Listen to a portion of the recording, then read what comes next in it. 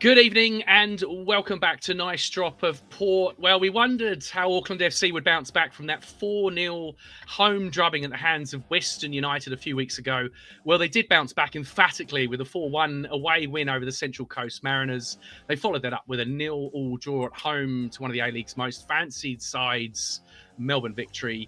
This week on Nice Drop of Port, we are dropping in on a man who wants to be Auckland FC's next signing. Before you ask, he's not a centre-back, but he's a football freestyler running a social media campaign to get the club to sign him up. So we're going to see if he does anything other than keepy-uppies.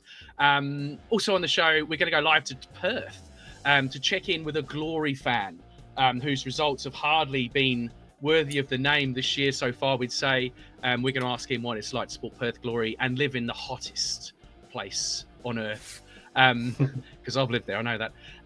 Before that, we have a very special guest tonight, as you'll see. I'm going to let Robbie introduce our next guest. Why don't you take it away, Rob? Because I work pretty closely with Macca, I thought I'd,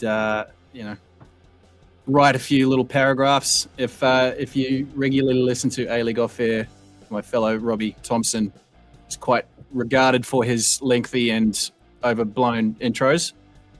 So this isn't that, but bear with me. So what can I say about tonight's special guest? He is an A-League champion, an A-League Golden Boot, and the oldest ever goal scorer in Australia Cup history. Emphasis on old.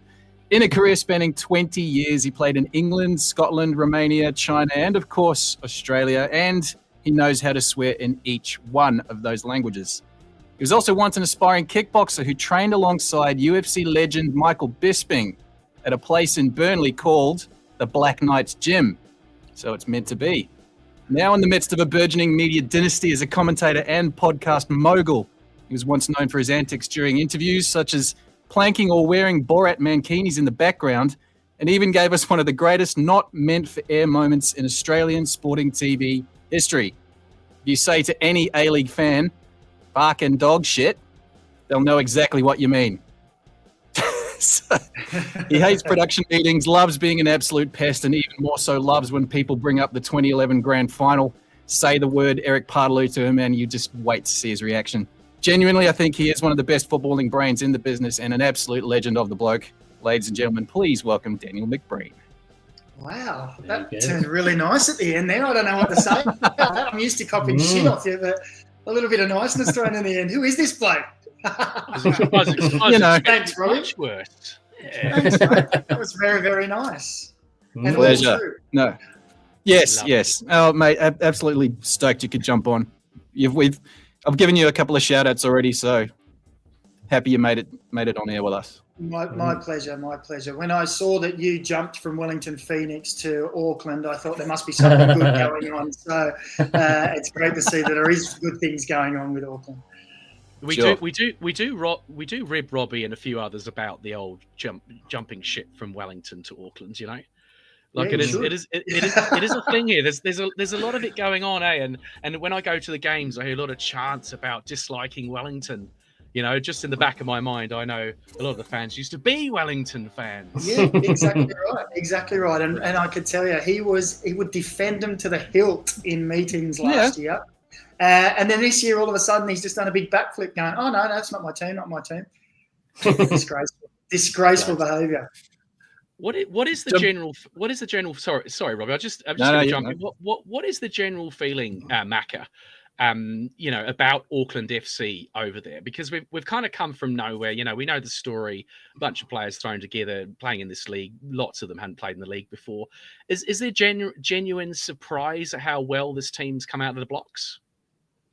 I don't want to say surprise, but maybe to a degree. I think the way that the club and the owner have gone about business right from the very start, everything seemed to be done properly. You know, like you could see the foundations being placed. When Bill Foley was saying, you know, I've got other clubs in different sporting arenas, and when we come in, we want to win straight away. It's not trying to come in. And everything that he's said and done since then has backed that up. The crowds have turned up. The marketing's been good. The stuff we hear about behind the scenes, the recruitment has been great. They got a good coach. So, you know, as much as Aussies like to give it to the New Zealanders and give you a stick, what's not to like, to be honest, at the moment from Auckland. I guess the one thing that some people might say is, you've got a billionaire owner, blah, blah, blah. Fine. I have no problem with that. If he's doing the right things for the club, the area, and the sport, I don't care if it's a billionaire owner and people think he's going out and buying the league. He hasn't actually gone, from what I can see, and gone and got these multi-million-dollar players. They've put a good balanced squad together. And I think there's nothing at the moment that I can look at and say, oh, that's not right. It's been fantastic. It's been a breath of fresh air, in my opinion. That's right. This argument of the billionaire doesn't really wash because we haven't had any marquee signings. It's very much local first, and a lot of Kiwi boys in the team as well, which we all love over here. It's great. Yeah, 100%. And that's what I think has endeared the club to everyone, really, is that not only you could have easily gone out and said, we're going to get this marquee and this famous player and blah, blah, blah, but you've brought local players from the local league. You've brought Kiwis back from overseas who maybe weren't quite running, getting the run of the green over there. But you've tried, and also the colours. Everything that's done around it has been a thought through process. We want the locals on board, and we want to represent this region. And it's all been. I think it's been done fantastically. Absolutely. He's ever so positive about it, but you should have heard his chat after we got flogged by Western. My God, didn't stop. What were you saying, Macca? Well, I was probably saying that we don't want the Kiwis to win the league, but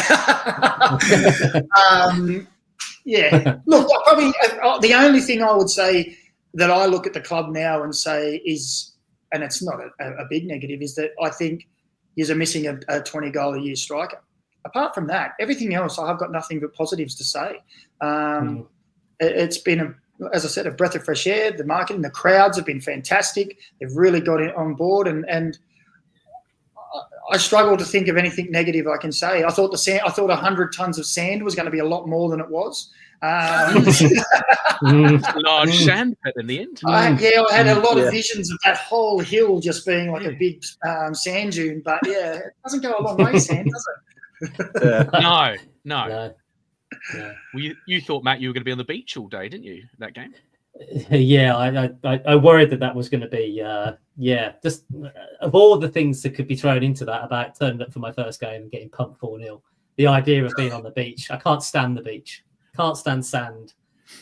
Maybe being a golfer, there's something in there, subliminally behind the, just avoid the sand, get away from the sand. You shouldn't be in it. You don't have any business being there. So you're right. That wasn't you with the bucket and the spade that I saw in there behind the goal. That wasn't you. Well, I tell you what, when people were recognising me, I think I could have probably done with.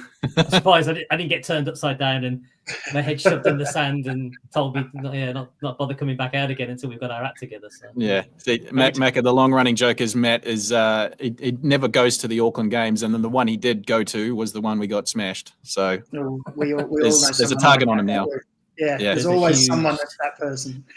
Yeah, I'm not sure I can show my face there anytime soon. Anyway, yeah, he's a bit of a Jonah, and we did kind of wonder whether the bubble had burst. With that Western United hammering. They look pretty benign. And the last time we got together, we talked about these two games. We've just had the Central Coast Mariners away, and I think they bounced back superbly in that game. I mean, what's the thoughts across the board with that one? If you remember before Christmas. Yeah, well, I'll be honest. The same. I thought when it was that really because it was Western United too, and Western United are a hard team to beat, but they're not a team that you expect to go out and beat teams 4-0. And that display, that's particularly that first half display or first half hour, you were like, uh-oh. And I was with you. I was like, here we go. The wheels are starting to wobble. Let's see what happens, in the following weeks, because this could be the time when they do start to drop off. But it was a blip by the sounds of it and by the looks of it. Let's be honest. Bimby's got them pretty well organised. He's got some really good talent in there, and they're a very, very hard team to beat. I've spoke with Robbie plenty of times about my concern, and I just mentioned there, is that who is going to be that striker that steps up and scores all those goals that can take you all the way. But to concede, to beat Auckland, I think it's going to be very hard for everyone every week, week in, week out. Yeah. Yeah, I agree. Yeah, the big goal scorer is needed, and we've talked about this before. Because May, he's got 3, I think, in 10. Yeah. which isn't bad, but he doesn't look prolific. He looks like he'll get a few, but not prolific. Yeah, he looks more like, to me, the guy that if you had a prolific striker next to him, he would follow him with 10 goals for the season, but and another 8 to 10 assists where he does all the dropping in and getting the ball and playing it in, and that other guy stays up top and says, "Feed me." Where do you find a 20-goal a season striker just sitting around, not being wanted by his club? Surely there's a guy somewhere out there, another Barisha or something that we can find. Yeah, you can get him for next to Nicks because they haven't done too much and they can spring into action when they get to Australia. It's the age-old question, isn't it? And that's why they get paid the big bucks, because it's hard to do. Well, because this was something I raised last week, Macca. When you had that conversation with me, I randomly. It just popped into my head, given Bruno's situation with the victory. Maybe it's changed slightly since PK's gone. But someone like that on the outer at the club, is he worth looking at, considering? Because he's that kind of striker that we're looking for. Yeah. Well, I think, the kind of striker that when all that was happening there was probably about 4 or 5 clubs saying, "We'll take you."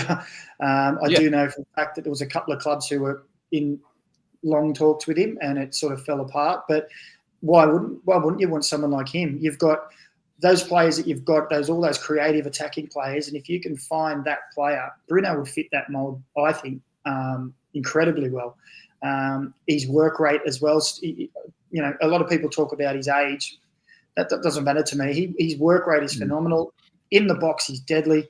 If he's playing week in, week out, which I think a good striker needs to, he would bag you 15 goals. I have no doubt in that team that you've got there at the moment. Yeah, I think he would be a great addition.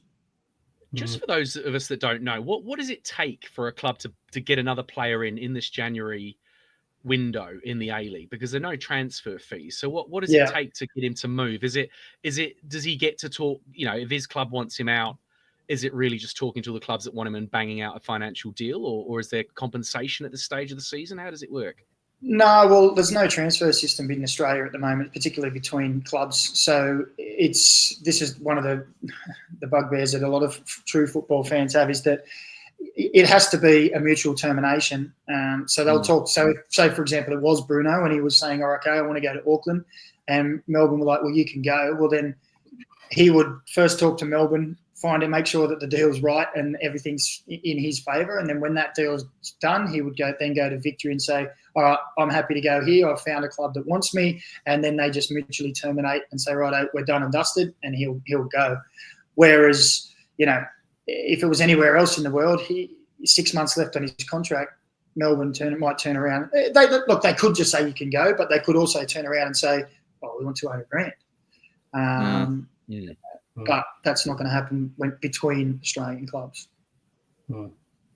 Given that we haven't heard much about Bruno going to Auckland FC, potentially it's not a happening thing. It's just a Robbie idea. It just popped in my head. There's no credence behind it whatsoever. Yeah, but it's a good player that would fit. But I think Bruno looks like he might be happy again. Yeah, great. All right, there's a couple of things I wanted to talk to you about, Macca. One of them is the attendances, right? Auckland FC, is it true that we're kind of holding the league up at the moment? We've got average attendance. I think we're up at 17,000 or something. I mean, obviously we've had I used to dabble in a little bit of a cryptocurrencies, back in the day, and I feel like Auckland FC had that kind of surge where everyone just thinks it's amazing at the moment. Yeah, and I guess the question is, you and Robbie have been around in this A-League for a while. Can we maintain that 17,000 people coming to games? Given that is elsewhere.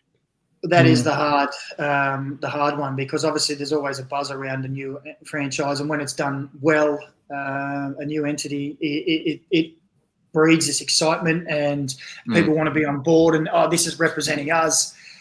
It's great that the club has started so well and sitting where it is, because if they'd started off with a loss and a couple of losses, it might have been, well, here we go. Is it the Kings now? Is it, is it just going to be another one of them? But it's not. I think, let's be honest, results make a big difference. When the club does well, fans feel the buzz and they want to be a part of it. That's the other thing too. I think about Australian fan bases, and you can correct me or not if it's the same with New Zealand. Is I think we're extremely fair weather fans across a lot of sports. When our team's doing well, we've got 20,000 there. 15, 20,000. When our team's not doing so well, it's between 6 to 8 to 10. And that's really let's have a look at the Mariners, for example. Back end of last year. They won the championship the year before. They won the AFC Cup. They won the premiership, and then they won the championship. And they were getting sellout crowds of 24,000 week after week at the end. I think 3 or 4 times. Wow. Fast forward to the start of this season, and they're getting 4,500. Jeez. Number one, there's a big break in the season between seasons, which sort of people forget a little bit. And then when the season does kick off, it's like, oh, yeah, that's right, yeah, but it's summer and I want to go to the beach and, oh, what will I do that? We'll when they do well, we'll jump back on and go. Very fair weather fans in Australia, and it is very hard to keep them engaged. But the number one thing you can do is keep winning. You keep winning, people will want to be a part of it. Yeah. And saying that as well, like I've always thought, particularly with New Zealand going to games there growing up, the game day experience was terrible. And I know Ellie Williams leading into before the club, started this whole thing. It was, we want to change the experience for fans so that win, lose or draw, whatever happens on the field, at least you have fun going to the game. So whether that's your halftime entertainments, whatever's, happening in and around the pitch, like the slide, for example, as much as that kind of gets mocked, it is pretty cool. You can take a family there. The kids can go down. They can do that for 90 minutes. I'd go down that. 100%. Like Terry McFlynn, when he came on the show a couple of weeks ago, he was saying Nick Becker was the first one down there because he wanted to try it out, make sure it was safe. But 2, it's like it's a giant slide. Why would you not? He wanted to try it out. Yeah. But I think that's super important. And, we see it in Australia with the likes of the Big Bash. It's just really entertaining to go to, regardless if your team's winning or not. At least you can go out for a night for a couple of hours, have a few drinks, not spend too much ideally, but it's an occasion to go to. And I think that's something that the league needs working on or needs to work on, and especially in New Zealand as well. Yeah, look, I think when you get it's the port behind the goals, isn't it, that's going nuts, and they're all get together and you see they turn up in their the shirts all together and the atmosphere's great and they've got songs going and that breeds it. And I think the size of the stadium, so they had that sellout crowd or near sellout crowd, whatever it was, and then so the top part was open, and then I've noticed that the top part has been shut, so they're all compact down together. So I think that's smart as well. If you're going to be in a stadium that is big, okay, and it's not too big, but force them all into an area so it feels like it's this vibrancy about it. I've taken my son to a few games. He's 14 now, but when he was 8, I took him to a few games with his mates, and we were all in this big. We're at I was at Newcastle, and it was like it holds 30,000 or 35,000. There was about 8,000 there, but everyone was spread out all around the stadium, and it's open at both ends. And when we left, I said, "Oh, how good was that?" And my son was like, "It was all right." But I know if they pushed those 8,000 in together with the crowd singing and cheering, he would have been, "Oh, how good was the atmosphere?" Because we did go to another game where the crowd was all pushed in and squashed in, and he was like, "That was unreal." I was down at the Mariners, and I just told him that's because the Mariners are unreal. But that, mate, these little things can make a big difference. To have people have that feel, that emotion that everyone buzzes off each other about. Oh, 100%. Like even my solitary experience of going to a game when I went back to Auckland for the derby, I was sat in the east stand near the port, close to the port end, but not with the port. But knowing a few of the chants, there were a bunch of us kind of copying what the port were doing, and that was filtering down the row with my friends and their kids who were there, who I invited along. They were hearing me chant, hearing the other Port fans chant in the east stand, and they were picking up and carrying it on, and it was just kind of slowly making its way around the stadium. And that's what you want. I love that. I love having that in New Zealand. Were they chanting and pointing at you, going, "Who's the dickhead in the yellow"? Were you wearing which shirt did you have on that? Did you have the yellow shirt? Robbie's very popular back here in New Zealand, Yeah, actually, Mac, I didn't tell you this. I had my first fan experience. Someone came up to me in Lily World and said, "Aren't you from the podcast?" Well, Really? there you It was go. great. Look, It's a captive audience down at Mount Smart. Hey, Yeah. fantastic. Even I don't get that, Robbie, in Australia.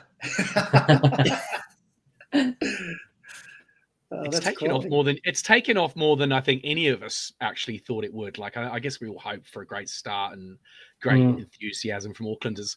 And it's kind of Mackie, you said like a lot of Aussie fans are known for being quite fickle, but Auckland fans have been fickle to sport down the years. Like there's no doubt in that.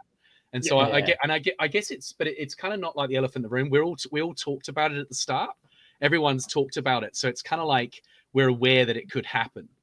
I guess. And I think that the club is aware it could happen, and you know, there's a lot of work being done, you know, to carry it on right through the season.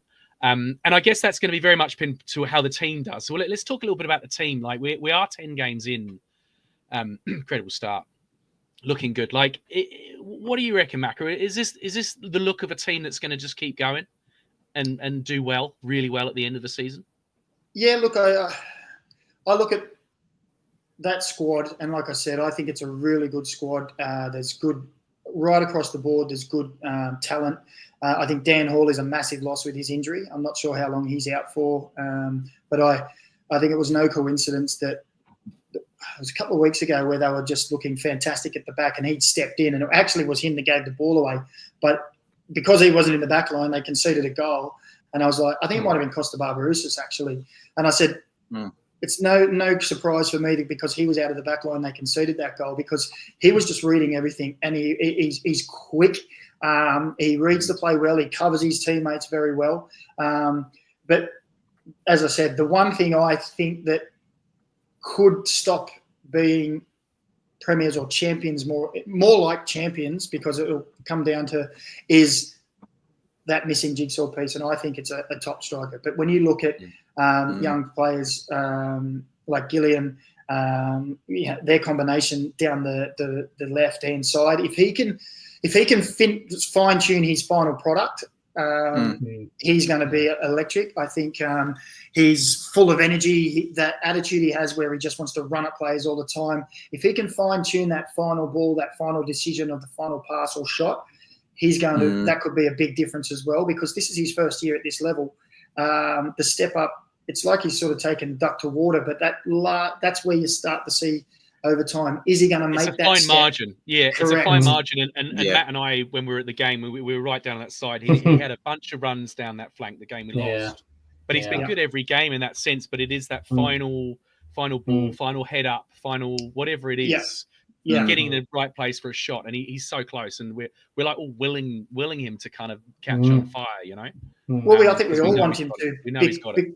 Yeah, because he's so energetic and so positive in his play. I think we all want him to go to that next level, because you know, we don't want to see guys go into, well, I'm not quite getting there, so I'll start to play negative.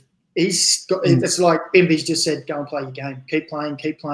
And you know, I did a look at the Sydney game, and he had a couple of opportunities, probably I would say 3 opportunities, that if he played the ball earlier into the box, there was a really good chance for them to get a goal. But he just had that extra touch, and I was like, in time, if he keeps improving and they work on that, he's going to be a real find. Well, me and Dale, we noticed that the moments where his head was down for quite a period of time. I think that goes back to there's because it's difficult. It's one of the most difficult things to keep on trying to take a man on. You take a man on, you know, he defends you. To keep coming back is almost one of the most difficult things to do in football. But yeah, we noticed that there was moments where if he just looked up, there was a very simple pass that he could just pass to the back, to the left, or you know, go and again, pass, move. But you know, that's what my notes say. He's kind of almost learning on the job. He's taken a step up.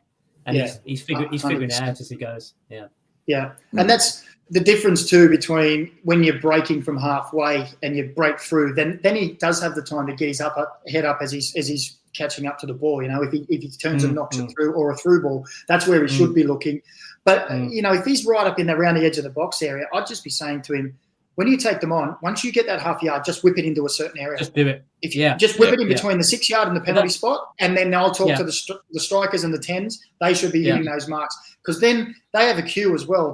They know that as soon as you get that half a yard, or as soon as you're taking him on, we're already starting to move because we know you're going to whip it. If you don't do it, then that's when the 9s and the 10s and the far wingers start going, well, is he going to go? Is he not going to go? What's he doing? And then you become disjointed. Well, that's what's so good about De Vries. De Vries he's so predictable, but he's so predictably good. You know exactly. He tells you exactly when he's going to cross and when he's going to pass back, or he's going to go forward. And for me, that's why I think, finding that 20-goal striker. But the way Auckland set up, really, they're just solid at the back. They try and win the midfield battle. And they've got May and, is it Mata, on the bench. They're both big guys. They both suit that. De Vries, whenever Auckland look like they're going to be the most lethal, if they're going to score, most likely, it's coming from the left. It's De Vries whipping the ball in, and it's Mata or May putting themselves in. And then you might get Brimmer or a Moreno or someone kind of mopping up that tap in, or the ball comes out. That seems to be where they're most.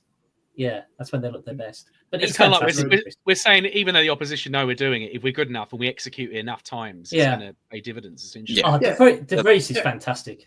I'll be surprised to see how long he stays. Actually, I think he's of a certain level. I know he's come from. Is it the Dutch league or the German league? I think, and where they've gone. Sweden, I think he played last properly. But he had a bad injury and he's coming back. But he has some serious quality. He knows when to go forward, when to go back. I mean, my football team, we're quite good on the left, and that's what we've got a player that just knows when to go forward, when to go back, when to come inside. He does it. He gets it every single time. It's very good. It's like Joe Lolly at Sydney. You know that he's going to cut in from the right, go onto his left boot, and put it in the top corner, and you can't stop it. You can't do anything to stop it.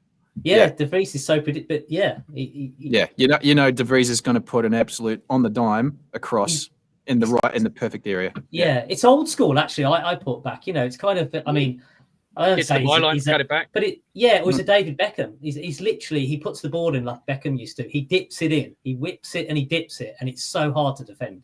He's exceptionally good at that. Yeah. And that's what the attackers want. They want to know it's going to be put in that area every time. I'll drag my defender away and I'll be there. Exactly. Simple game, isn't it? So simple. I know. Exactly. That's it. They're listening. I think Steve does listen from time to time. Steve and Bill as well. Here's a question, Mac. You're the only one of us to have actually played football at a decent level. So, well, hang on. Robbie keeps telling me about his Division 6 matches that he's been playing in. No, I was rookie of the year, Division 5 a couple of years ago. But anyway, move on. That's not to be sniffed at. My question is, Macca, what's the change in the standard between when you were in the game, what we're talking 10, 15 years ago, to now in the A-League? Has it gone up or down? Because I mean, we remember were you around a time when Fowler and Heskey were over? Yeah, I played with Robbie. I was sort of the era of Shinji Ono, Emile Heskey. There was some Italian bloke as well who played at Sydney. I think what's his name again? Del Boy. Yeah, that's it. Del Boy, that's it. Derek, something. Yeah. Derek. He's, I think he finished third in Golden Boot or something. I don't know. But anyway, look, I find maybe. Look, I find that a really difficult question about going for different eras. You asking if I sat down with 50 players of my generation who were playing in their prime from 2008 to 2013, they'll say, "Gee, that was the best era ever, wasn't it?" You talk to the next one before us and they'll say, "Oh, but the 90s and the noughties, how good were we then?" I find that really hard to adjust because football changes and it goes in cycles and the style of play is different. Like, go back 15 years and you were telling someone, the goalkeeper, to pass the ball to the centre back, mate, they'd snap the goalkeeper's leg off and say, "You're off, get off. Do not pass to the centre backs. You pass to the fullbacks, you pass to the midfield, or you launch it up the park to the big man up top." Relentlessly are now passing it back. And us old guys will sit there and say, "Oh, they do it too much, and it's overkill." And I watch highlights now. When you put the 4-minute or 3-minute highlight package on, and when someone's playing out from the back, the first thing you go is, "Uh-oh, this is a mistake." This is Well, whereas yeah. it never would have happened before. When they were at the back and the highlights started, you knew they were going to be clipping the ball forward down the line or something. So football has changed so much that I find trying to say is it better or not is I don't think you can do that because it changes so much. And I'm always going to say my era was better. All right. Here's an easier one. Who was a better player, you or Terry McFlynn? Me. Yeah. Next question. Because you're the only two pros I've had on the podcast so far. So yeah. We should have a table. We should rate our guests. Yeah. Who's at the bottom though? That's what I want to know. Well, that's a good one. Yeah, don't show me if I'm on the bottom. I don't want to know. All right. So, Maka, what is it? I mean, you did win, the A-League. I mean, what does it take to win the A-League? Is there any magic formula, or is it just you get on a run and you get the mental space going and you smash it? It's not lucky. It's a lot of hard work. It's having a coaching staff that one can pick a player that is going to fit their let's just say culture, their style, the way they play, but not just on the field but off the field. It's them getting their messages across to a way that the players understand and buy into.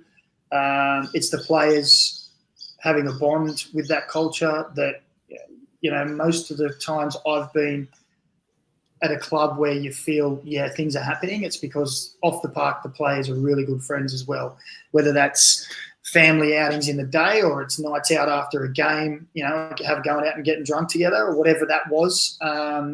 That off-field bond has always been at clubs where you think something's happening here. When all those things come together, and you've got to ride, you can say luck, here and there in games and stuff, but over the course of a season, they do generally pan out. But it's all those things have to come together. And one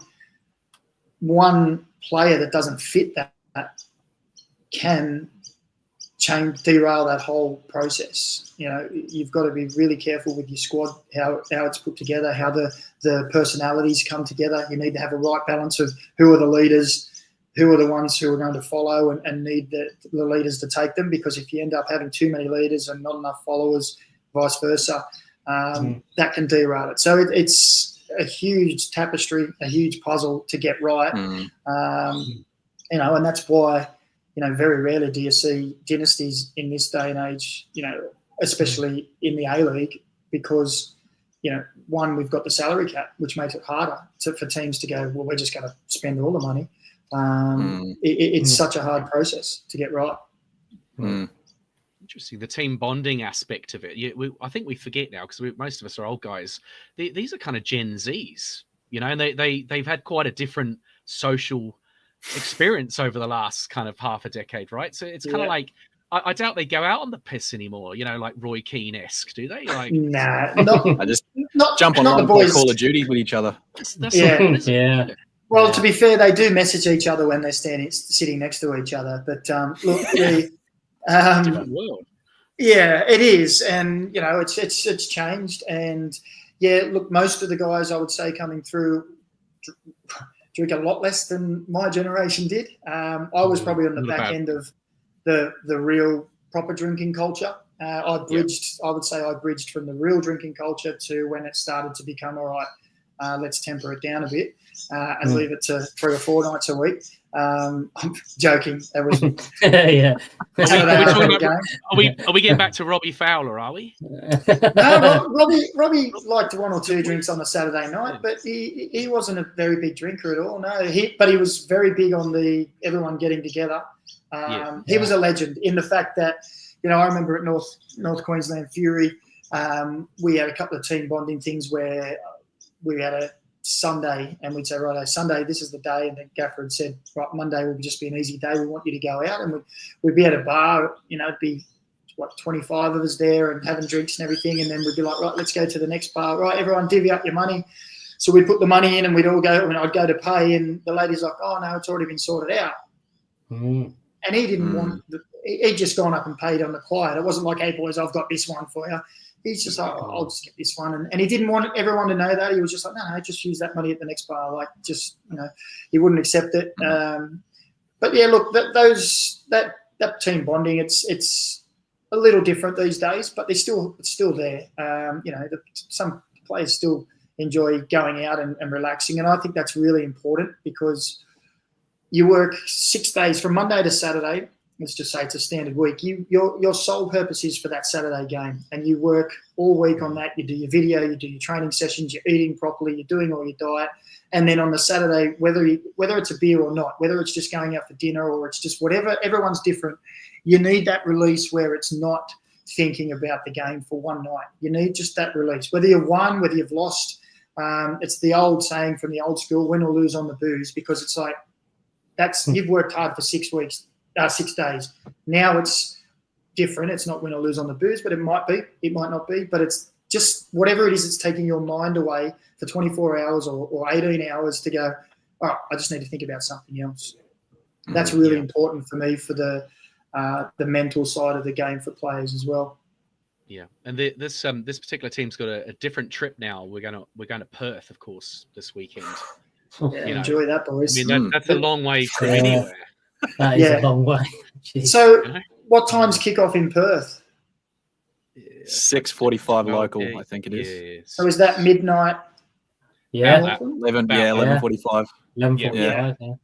Yeah. So they'll actually be in Perth before the Glory themselves. Oh, they're going early? I believe so. So. Well, because Perth played last night, so travel today. Yeah. They may already be there. Yeah, right. Okay. So, because we used to try we tried every single, I think, different way that you could. We tried. With Perth. Yeah, because of the Well, I played there for a few. I didn't mind going back, catch up with some friends. But yeah, like it's a 3-hour difference between Perth and Sydney, and so we would try all these different methods. But this is another 2 hours difference, so it's a 5-hour difference turnaround. So we we'd go 2 days before and try and get on Perth time. We tried the day before, same sort of thing. We tried going on the day and staying on like New South Wales time. So we'd just get there and we'd have breakfast at whatever time it was. If it was 9 o'clock or 11 o'clock instead of 8 o'clock, and just tried to manage staying on the same time and have a sleep. I can't tell you which is the best way to do it. With it's a 5-hour difference, I would be going early to try and get some. Because the fact that you're kicking off at midnight, if you went the day before, no matter what you do, kicking off at midnight or whatever it is, you're going to be knackered, aren't you? Let's be honest. Yeah. I'd be getting there 5 days before. I'll reach time zone, I reckon. Well, we're having a billionaire owner. You probably can afford to stay in 5 days of hotel. Perth's pretty cheap. Is it boom time or bus time over there at the moment? Depending on how cheap it is. Boom time on everything at the moment for cost of stuff. So you need a billionaire to stay more than 2 nights. But yeah, look, that is a real difficult one, and that's not something that really you get anywhere else in the world. Let's be honest, we're one of the only countries in the world that has this problem. Yeah. All right. Well, just before we say goodbye to you, Mac, I mean, the final question really is around that. Chiefy, the Wellington manager, reckons that Auckland are going to totally capitulate as soon as we start having these away trips, lots and lots of away trips. Like, do you think that will come into it with Auckland? I mean, and Perth's a great example, I guess. They are going to get more testy, these games, right? Yeah. Oh, look, I think so. Yeah. The travel is hard. The layovers when there's delays, things that you don't encounter, like you don't account for. You think, oh yeah, we're going to go here, and then you find out you get to the airport and they're like, oh, there's a delay because there's strong winds or whatever. So you end up sitting in a hotel in the airport for another 3 hours. You don't factor those things in. You're not expecting those. They do have a bit of an effect, a knock-on effect, particularly through this period now where there's plenty of games that can. Yeah, that will be an effect. This one will be interesting. The Perth trip coming up, I find that. Let's have a look and see how they feel there, because the Perth trip's hard enough for everyone else, let alone coming from almost the other side of the world. Yeah, but I think going in their favour is the fact that the Glory are on a short turnaround. They're probably without Adam Taggart. I'm not 100% sure on the status of his injury. I think it's a quad he came off with last night against Sydney. Yeah. That's a huge out for them, and they're in all sorts of trouble anyway. So probably not a bad time to be getting on this Perth away trip. Well, I think it's every week's a good week to get a Perth trip in, isn't it, at the moment? They're not setting the world on fire, but we'll take them.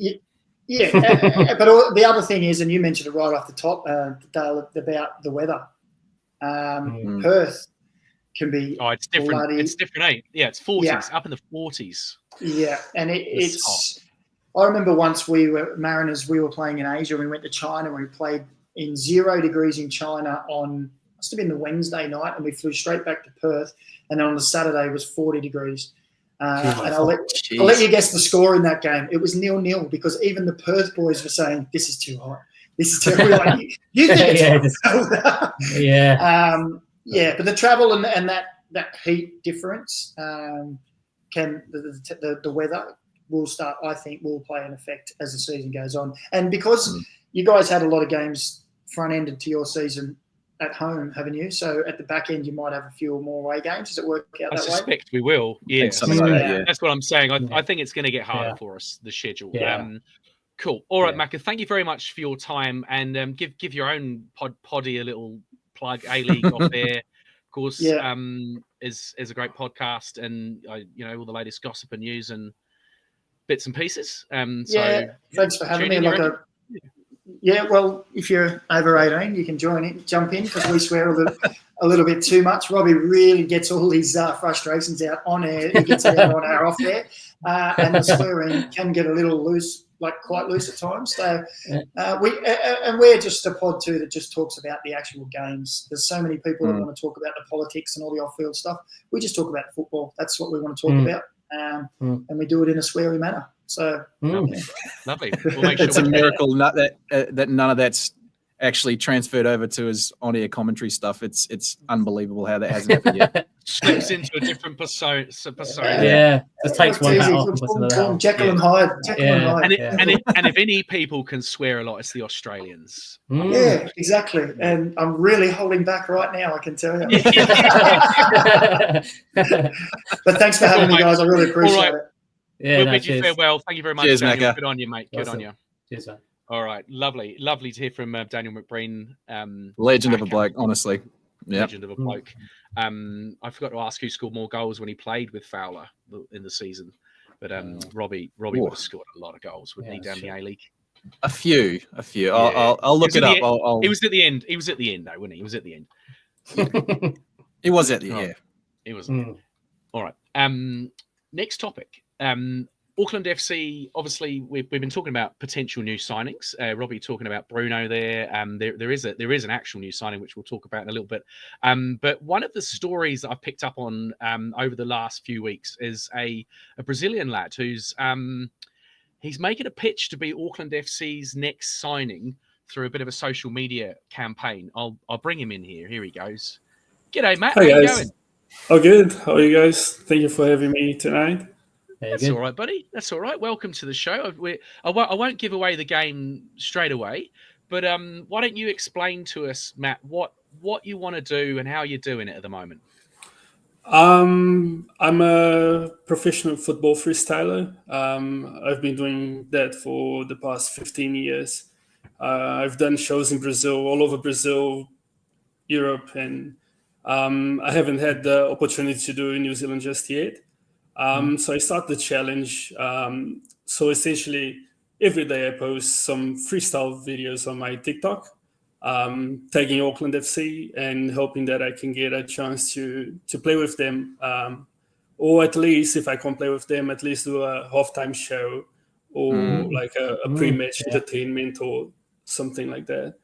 Yeah. Awesome. But the gag is Auckland FC, come and sign me. Yeah, pretty much. So it's a daily challenge. Every day I'm pushing myself, and in hopes that they notice me and give me an opportunity. Yeah, awesome. Yeah, I think they should definitely look at the start of the game or the halftime thing. Definitely. I can't think of anything. Yeah, that fits the bill. Yeah, almost that would perfectly. be amazing. Yeah, like I said, Yeah. I've done heaps of shows in Brazil before, and Yeah. the crowd goes nuts. Like all the kids absolutely love it. Yeah. So I think that's something that Auckland FC should really look into it. Oh yeah, Yeah. definitely. You'd give Sex Guy a real run for his money. Yeah, Sex all Man, we can do, he was brilliant. we can do He was together. brilliant. Yeah, we can together. do something Do it together. together, That would be amazing. Yeah, that's right. Yeah. Saxon freestyle. Yeah. Yeah. Let's talk a little bit about your I think I've seen that campaign. movie. What's your campaign? Yeah. What are you going to do though? What are you going to do? You're doing your social videos every day, but have you been down to the club yet to kind of like maybe sit outside the training ground and do some keepy uppies?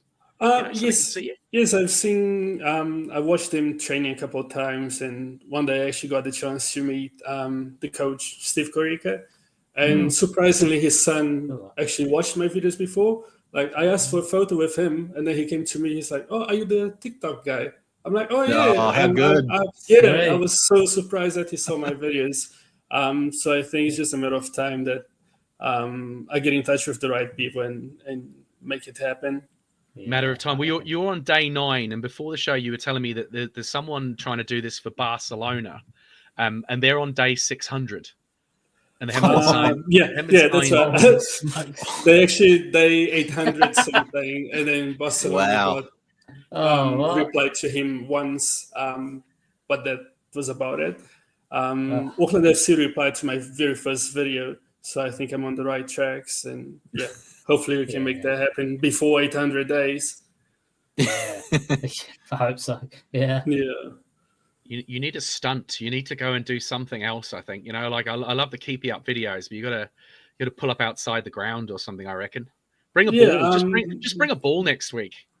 I would love to go and challenge them, like those crossbar challenges, or do some penalty kicks on post and see how many I can score. Just compare like a normal person sort of to a professional footballer and see if there's much of a difference. See if I can fit in, maybe. Yeah, that'd be great. Do you play centre back at all? We're looking for a new centre back. We are. I played left back. I played left back in Brazil, so that would be very hard for me to take De Vries' position. Yeah, I would be happy to be in the bench for now and fight on my position, maybe. Bide your time. Get rid of it. That's right. Just wait for that opening. It can't be good forever. It can't play well forever. No one. Definitely. One day he's going to get like 3 yellow cards or whatever, and I'll exactly. He'll have a shocker. Eventually. I think you've got a chance being Brazilian. Yeah, definitely. Football is my blood. I've been playing football my whole life, like since I was 5 years old, and then from playing football, then I started doing freestyle on top of that. You just need to come up with a name, like, because Ronaldo and Romario and Eusebio, that's not their real names, is it? Are they kind of like? I think they are the real names. They are the real names. Yeah. Are they their real names? But I thought they're kind of like. Names. No, they have very long names, and don't they often pick like in our football we have literally it's like our surname. That is our last name. That's what goes on the shirt. But aren't they? Don't they have very like Ronaldo, like we remember that played for Brazil? He's got quite a long name, hasn't he? Ronaldo isn't his. Yeah. And then you get Ronaldo, the Ronaldinho that made his name even longer. This is it. It's like a trend in Brazil. We hardly use our surnames on our t-shirts and that. They use mine would be rubbish though. I'd have to use Roy as my middle name. Were you both called Matt? I mean, like maybe Matt. Maybe we need more than Matt. I could put my surname on my kit, but it's even harder for everyone else to pronounce. I just feel like it needs a bit more of a flair, Mattelio. Mattelio, it's like your sounds a bit Italian, but I'll take it. But I think it would fit nice on my kit. But straight away, your value is doubled just by doing that. Yeah, I can just put my house, which is my actual name. Yeah, that's not a bad one. As Woodward English said on the YouTube chat, Matinho or Matinho Jr. Matinho Jr. That's a good one. Matinho Jr. Yeah, Matinho Jr. I'll take that. Mysterious. That's a solid name. Yeah, I'll change my TikTok tag right now. Get on. You probably do it.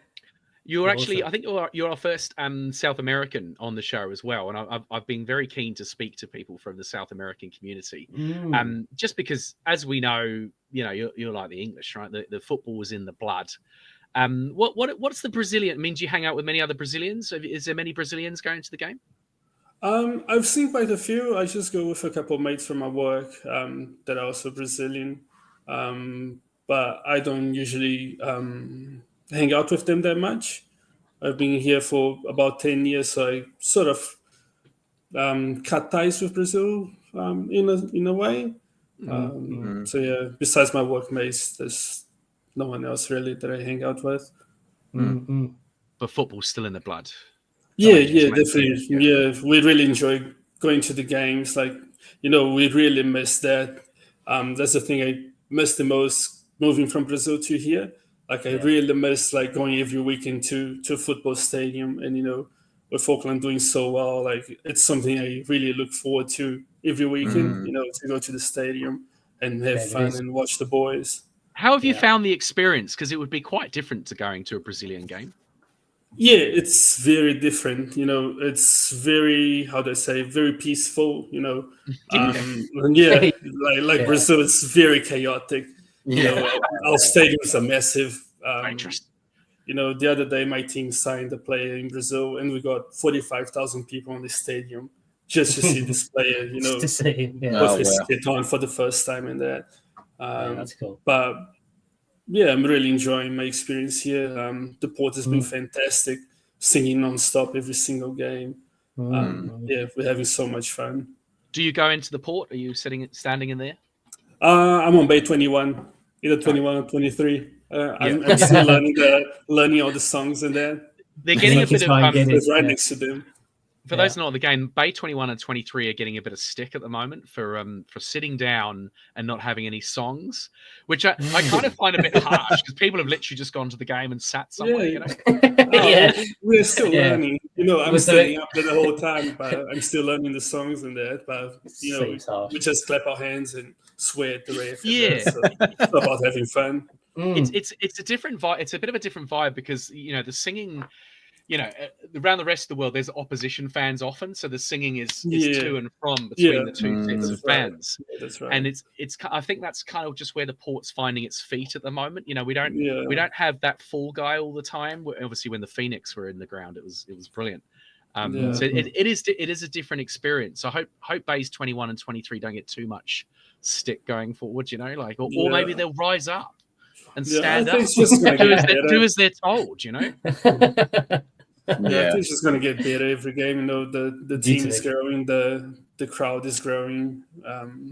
As the team gets better, so it's just a matter of time for that whole section to be standing up the whole game. So there'll be such a good experience for everybody there. Good stuff. And I've just put your handle. I hope I've got that right. At Media by Matt.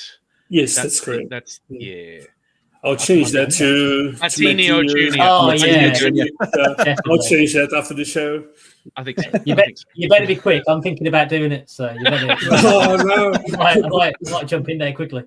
I've got the look clearly. No, I'll do that. Yeah, definitely can be mistaken for Brazilian. Oh, always. 100%. It's you got Scottish at third, Irish at second, and usually Brazilian is usually that one that comes out on the top. Yeah. And I never saw you do any keepy uppy skills when we used to play either. Me? So I don't know. Yeah. I don't know if you've got the keepy uppies. I don't even want to. I saw a player. I mean, a good player when he was on. But I just think of some of the managers that I had. If I even attempted to try and do some flicks or some kicks or try and keep the ball up for more than 5 times, I just don't want to. I just didn't want to have the wrath of the manager. I dread to think. Some of them haunt me to this very day. Yeah, exactly. You don't know what to do with it. Get rid of it. Yeah. I once in mid-game as a goalkeeper, I once tried a Cruyff turn on a striker. And that was it. It worked. Oh yeah, but I still don't know. I don't know how, but I think the striker just couldn't believe what he was seeing, so just fell over and let me have it. So the Cruyff turn is when you're backing into a corner and then you play it back through your own legs. Yep, correct. That goes through the defender who stood behind you's legs, right? pretty I much. just remember hearing from the Yeah. sideline, "What the f are you doing?" Yeah, the good one that Get along, though, Yeah. the good one is though, is you walk back into the change rooms and you think you're done, and the manager goes, "Oh, Robbie, actually, just hold on a minute. I just want to talk to you for a moment." And you're like, Just a word. Yeah. "It's that quiet turn, isn't it?" In your head, you're like, I know what's "It's that coming. quiet turn. I know what's coming. I know what it is." Yeah. Okay. Right. Okay. Yeah. I wouldn't recommend doing it as a goalkeeper anyway, but No. I claim to fame. I can say I've done it. It's brave. Yeah. It's good. Yeah. I like it. Well, Yeah. Exactly. Yeah. Well, good luck, Martino Jr.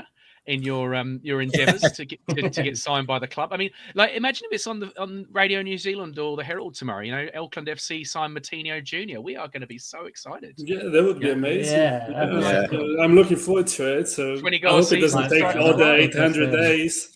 So, yeah. All right. Good You luck. do look good in luck. the kit, by the way, mate. Well done. Yeah. Oh, Yeah. thank You you. do. Yeah. Good Yeah. on you, bro. Yeah. Thank you. Loving the videos, loving watching it, loving the enthusiasm. So It's good. good luck, mate. Good luck. And Thank you. Really appreciate that. we might check back in with you in a few weeks to see whether there's any traction on this. Yeah, definitely. Yeah. Hopefully, I'll be signed by them. Yeah. We'll see you in the news Sure. by then. Yeah. I'll give you a good rating as Give it well. another Yeah. week. Yeah, give it another week. 6.5. Yeah. I think You it's just- yeah. It's just my TikTok handle. Once I change that, I think they're gonna sign me 100%. Yeah. That's right. Yeah. All you needed was us. All right. Yeah. Cool. Cheers, mate. Thank you very much. Johnny, for coming. mate. Thank you very much. I'll let you go. Appreciate the opportunity. Thank you. Nah. Thanks, man. Good on you, bro. Good stuff.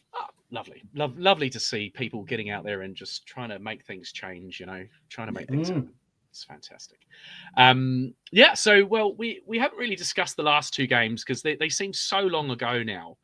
So we won't really go through them in detail, but, we mentioned at the top there that I think we'd said if we got 4 points out of those gnarly little kind of festive games, we'd be happy. Would you reckon, Robbie, 4 points was a good haul? Definitely. That was certainly my line of thinking. I said if we had a good win against the Mariners, I'd be more comfortable going to play victory.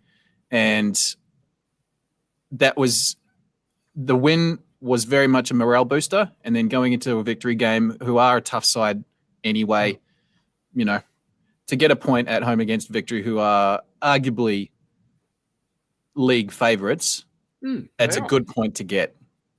Yeah, definitely. So we've drawn again. Sorry, we've beat the three favourites are pretty much Sydney, Melbourne City, Melbourne Victory, according to the bookies. And we've beaten two of them and drawn with one. So I mean, I think we can be reasonably happy. Yeah, absolutely.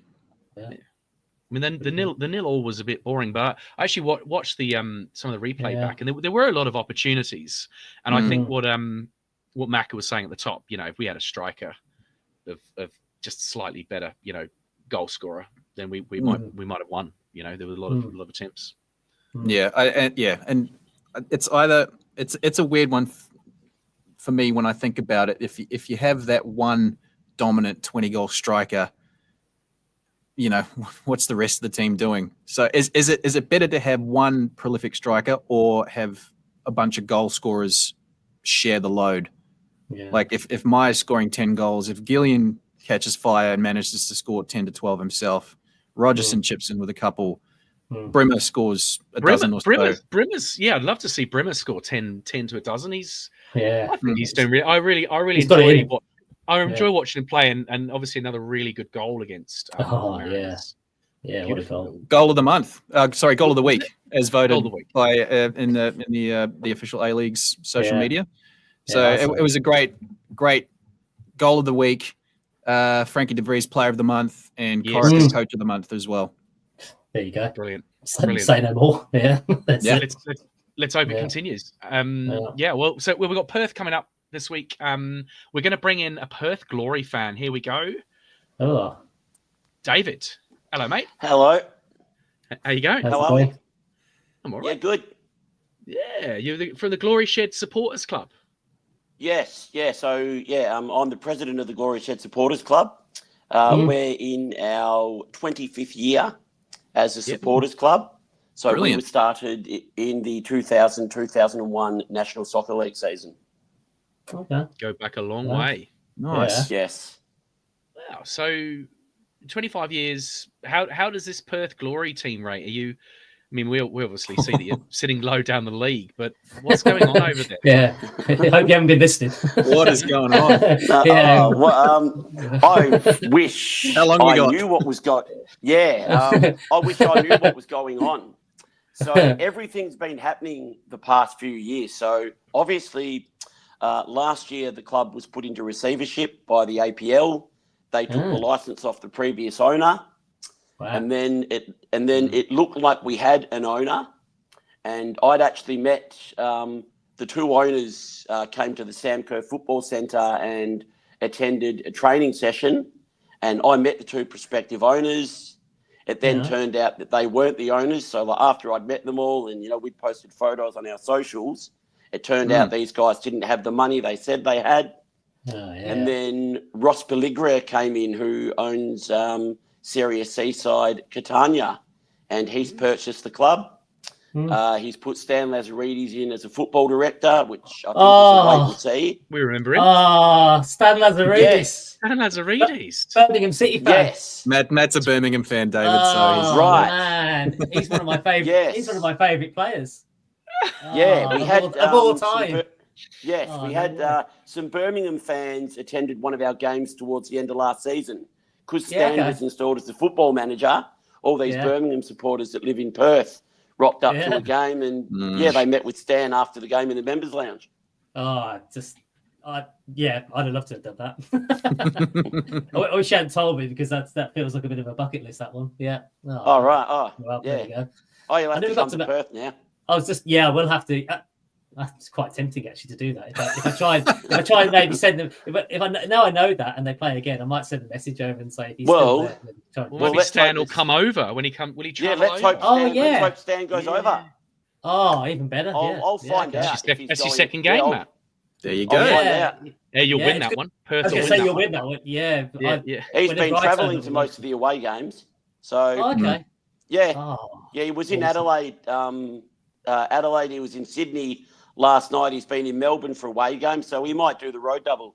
So they Perth travel to Auckland in April, end of April. Yes, it's the second to last round of the season, Matt. Birthday time as well. There you go. My birthday's around there. It's all coming together. It's all coming together. It's meant to be. Love it. Love fate. So you're not in great form at the moment, though, the team, David? No, we're not. No, it's not good. No, we 3-0 lost last night to Sydney FC, and we took our star striker, Adam Taggart, came off early in the second half when it was 0-0 still, and he was probably our only threat going forward. And then at the end of the match, David Zrilic says that they took him off because they had to rest him for the two games coming up. And it's like, mate, we're 0-0. We're chasing wins. We're chasing wins, and you take off the only recognised striker that we have. So that was a bit of a frustrating one, but we'll see. Bit of a head scratcher, Yeah. I feel like while we're all in this sort of honeymoon relationship here with Auckland FC, you're jaded, eh? You're like on your third divorce. It looks like we're looking into the future. This is like 25 years in the future. Like we'll be like just gone. Yeah, we're like skipping around with our new love, and enjoy it while it lasts. Because you've only got to look at Brisbane at the minute. Brisbane had it good for so many years in the early years of the A League. Brisbane had it really good, and now I'm seeing all these Brisbane supporters complain on social media, and as a Glory fan, I'm sitting there going, please, we've only won one championship. If we'd have won, the premierships and the championships that they'd have won, I'd be all right. So, they don't have too much to complain about, Brisbane. Do you regret the name Glory being attached to the team? No. No. The NSL, it worked. The Glory's not all about winning, is it? It's about the flourish of the game, right? It's about the glory. Like at Spurs, see, my team, Tottenham Hotspur, we talk about the glory, and it's not always about the winning. It's about showing up and entertaining and bossing it and having beautiful players. But I mean, do Perth have any players like that? In the NSL, we did, and in the Castro in the A League was probably like Diego Castro was probably the one that flourished for us, and he was really good. Yeah. I feel like Perth should be really, because of the catchment area, being all the way over in WA.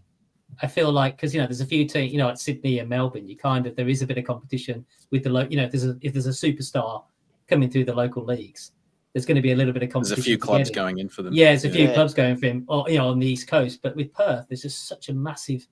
I mean, I know they populate, but such a big area that you can, pluck from. A lot of pommies over in Perth, eh? A lot of those bastards over there. I lived over there myself for a year and a half, and I actually played a full season for the over 35s at Sorrento. Oh, right, the Sorrento. light blue kit. Yeah, there you go. Sorrento. There you go. Get that in there. Nice. And I did what I always do. I was good in pre-season, scored a couple of goals, and they earmarked me, and then I lost it myself. About 6 games, I was knackered. The knee was knackered. My ankle was knackered. My head was knackered. I was like, nah. What's it?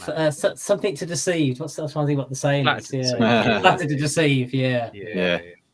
But that's, you mentioned that catchment area, because I'm just having to think about it now. Like, even the state of the NPL in WA it's a decent standard. It's very East Coast centric. Obviously, when we talk NPL, like obviously the Victorian and New South Wales get a lot of, the attention. But having called a couple of Perth club teams in the Australia Cup, and I called a few Glory games as well, there's enough talent there. So why is that not translating into this professional setup? Because I've got a follow-up question to that, but I'd be keen to get your take on this, David. Like, why? Yeah. Why are the Glory in the position that they're in right now? Where do I start? Look, I think a lot of it has to do with, so there's a lot of our youth players that come through the NPL setup, they don't get much of a chance in the first team. We we seem to get a lot of imports and, overseas WA players that come back to the club. It was only 2 weeks ago that we gave a start to Jalen Pearman, who's come through our NPL setup, and he's been on our books for a while. Few seasons, Luke Bodnar is a player that we recently let go to pursue an opportunity overseas. He came through our academy setup. He starred for us in our Asian Champions League hub that we played during COVID. He was one of the standouts in that tournament. Didn't get much of a go under previous managers. So there's examples like that where there's just players that have come through the NPL system that aren't really getting much of a go. And I think there's only about 2 or 3 at the minute that have come through that are actually looking really good. And it's good to see them getting a go. So hopefully it continues. Yeah. Yeah. I'd say we... Oh, yeah. No, sorry, you go, Matt. You go. Mine was a quick one. I know our football team was looking at Robert Cook, the goalkeeper. I think he's under 17, under 18. I think Leeds United were looking. He's just signed for Leeds. So I think Birmingham were looking to try and get him. There's a huge amount of talent. He spent most of last year playing NPL in the first team as our main keeper. And he kept Cameron Cook on the bench for most of the NPL season. So Cameron Cook, who's an A-League experienced keeper, he was on the bench for most of the season in the NPL because Robbie Cook was just a really good keeper. Yeah, I've heard some fantastic things. Yeah. Are you likely to get any Italians in from the Serie C team? Apparently not. Apparently the monetary constraints is what has stopped Catania from being able to loan players, because apparently the club, I did hear that Catania did want to loan some players out, but apparently because of the salary cap in the A-League, if we'd loan players in from Catania with our salary at the minute, apparently it would have put us over or put us close to the edge. So they were unable to do that, unfortunately. Yeah, interesting.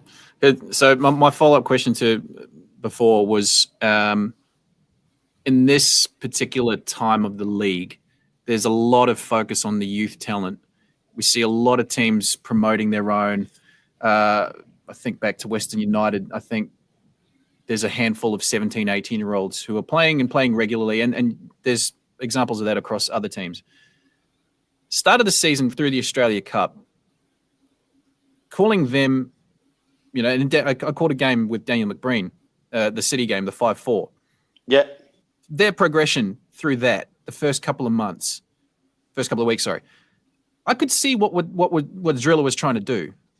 But then I remember hearing back a couple of weeks ago when Perth started so badly that the timing of the imports coming in, he was saying they didn't have enough time to, come up to speed, and hence basically doing a preseason at the start of the league season. So I wondered, I've always wondered if it was worth persisting with that Australia Cup side, give them, because they'd trained longer together. Yeah. And then slowly drip feed the imports coming in. Maybe that would have been, in hindsight, a better thing to do.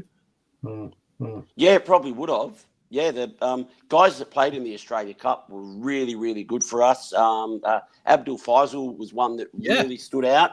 Killed it. Pre-season. Yeah, absolutely killed it. Kwa and Go as well, I thought was really good. So, the young guys that they played in the Australia Cup really acquitted themselves really well. And as you said, they spent that entire pre-season together. And, I think it did disjoint the team, because when Lewis Kanga and Christian Casado came in, I think that was like 10 days before the start of the season. And they were thrown straight in. Yeah. And they got thrown straight in the deep end. And I'm like, here you go, guys. You're experienced. Just, pick it up as you go.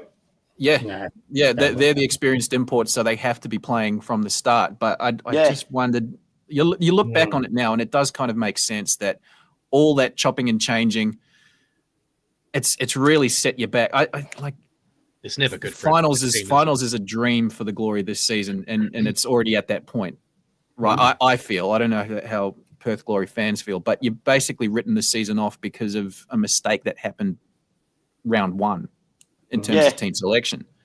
Yeah, that's pretty rough. Yeah. I don't think anyone's expecting finals this year. Yeah. What about this weekend's game, David? What's the from a Perth Glory position? You'd have seen Auckland come out the blocks. Yeah. How do you think you guys are going to get on? I think we'll go all right. Look, we played really well against Western United. Apart from the 2 late goals, that's the best game that the Glory have played at home all year. They actually looked like they were playing for the shirt. It looked like the guys actually wanted to be out there. So it will be interesting. Obviously we played last night in Sydney, so we've had the flight over there and the flight back. And I see most of the players that were named in last night's game have been named for Saturday's game. So there'll be guys that are backing up. So it'll be interesting to see. Look, I think we will acquit ourselves well.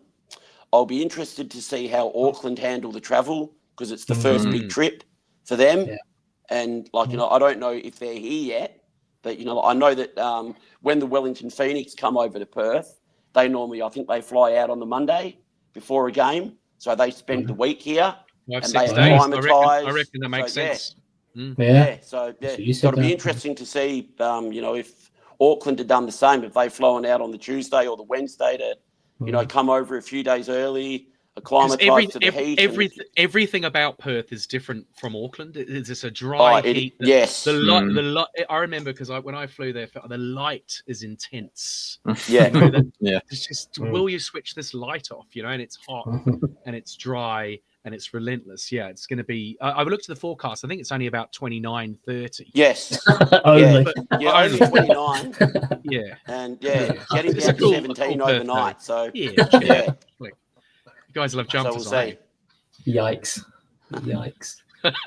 There's no jumpers in 29. That is just playing football in 30 degrees. That's insane. It's like the Azteca. It is.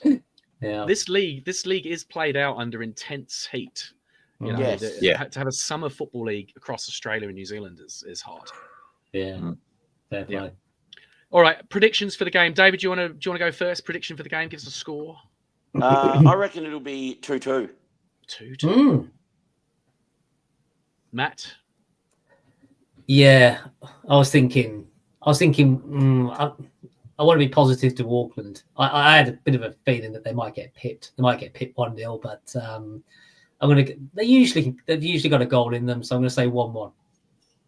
1-1 draw. Standard. Standard, yeah. 1-1. 1-1. Robbie. That's serious. Oh, see, no, I'm in an awkward position as I'm commentating the game for TV. So, in the interest of being unbiased, I can't really state what I'm thinking. But it should be an interesting game. I won't give a prediction there. But for the viewers that are on Spotify, maybe we can't. People that are listening. No, I'll be interested to see how Adam Taggart pulls up. If there is some kind of injury on a short turnaround, a quad's a tricky one to back up from within 3 days, including a day's worth of travel. I don't know how that's going to pull up. Defensively, Auckland are pretty sound, but then also whether Corica decides to rotate a couple of players, who knows? It'll be Perth. I think there's signs there. They are starting to fight for longer. But Auckland, given where they are and the strength of their team, quality-wise, you'd expect they'd be too good for Perth. But this league, honestly, banana skin games are every week. You just can't. It's a tipping nightmare. So I'll just leave it at that. It says it every game. Football's the winner on the day. That's a very long answer for I can't really say. Yeah, no. It's right. He's maybe gesturing. I think, given what happened at Central Coast, I think they'll go and win again. I think they're on a bit of a roll. I see they're doing the difference in class seems obvious at the moment, and how the teams have gone the first 10, 11 games. So 2-1. I'm going to go for 2-1, and the boy Liam Gillian is going to finally score. It's going to be finally. He's going to score. He's going to score. We want him to score. He's going to score. Yeah, he's got to get one, isn't he? Soon. Yeah. And so enjoy the game, everybody. We're it's on a strange time zone for New Zealand, of course, about midnight. If you're listening to it on Sky, our own Robbie here is doing the commentary for Network 10. And that gets segued through to us in New Zealand. And so that's well done, Robbie, on getting the game, by the way. Awesome. Yeah. Thanks. I don't know how. I think it was just going up. I was just rostering. I'll take it. Yeah. Roster. Can you go in at night time and change the roster a little bit if you fancy it? Robbie's name's on there. I'll see what I can do. Good stuff. David, thank you very much for coming on, mate. Lovely to hear from you over there. Yeah, no worries. Lovely place thanks, David. in the world. Yeah, lovely no place worries. in the world. And have you got many coming over for the game or not? Or you don't know? There's a lot of Kiwis living in Perth, as you know. So I won't be surprised. Actually, there's a reasonable amount in there. Yeah, nice. Kiwis, though. K1W1s. Well, if I'd have known Stan Lazaridis was going to be there, I probably would have been at least one of them. That would have cancelled the family holiday. And I'm like, well, we're going to Perth.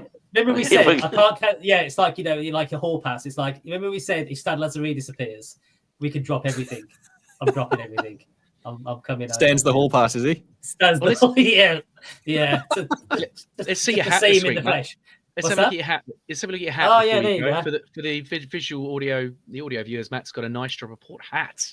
Yeah. Christmas merch. From his wife. Lovely. I've got some orders in, so don't worry about it. Don't forget my birthday. Something might be coming down the line. Don't worry. Yeah. Lovely. Look forward to it. All right, great show. It was great to hear from Macca at the top, and our boy going to try and get signed from Auckland FC as well. So good luck to Martino Jr. and David. Thanks again, and Robbie and Matthew. Thank you very much for joining us. Been a lovely show, and we'll all look forward to the game at the weekend. Up the port, I think, is what we say. Yeah, up the port. All right. I can't say it, but I'm thinking it. Very good. You got to be neutral. And anyone who's tuned in, listen, please do give us a like, give us a download, give us a follow, tell your mates, and always interested to hear from more perspectives on the podcast. So we will join you next time. Thank you very much. That was Nice Drop Report.